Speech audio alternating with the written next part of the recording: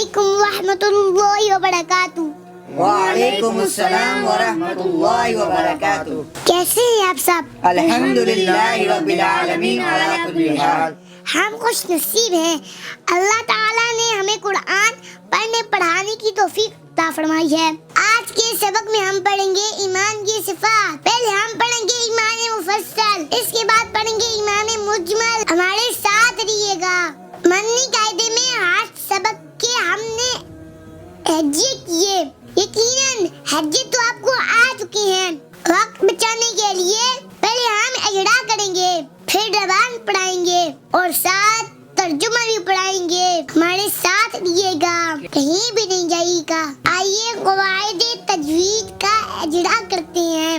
یہاں اخفا ہوگا کیونکہ نون ساکن کے بعد حروف اخفا کا تا آ رہا ہے۔ یہاں اللہ کے نام کو باریک پڑھیں گے کیونکہ اللہ کے نام سے پہلے حرف کے نیچے زیر ہے۔ یہاں مد متصل ہوگا کیونکہ الف مدہ کے بعد حمزہ اسی کلمے میں ہے۔ آپ سوچ رہے ہوں گے الف مدہ کہاں ہے؟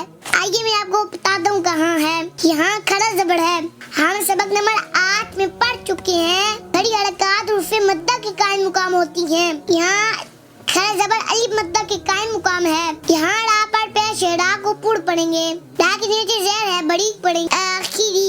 یہاں اللہ کے نام کو پور پڑھیں گے کیونکہ اللہ کے نام سے پہلے حرف پر زبر ہے۔ آئیے روان پڑھاتے ہیں اور ساتھ ترجمہ بھی۔ بسم اللہ الرحمن الرحیم۔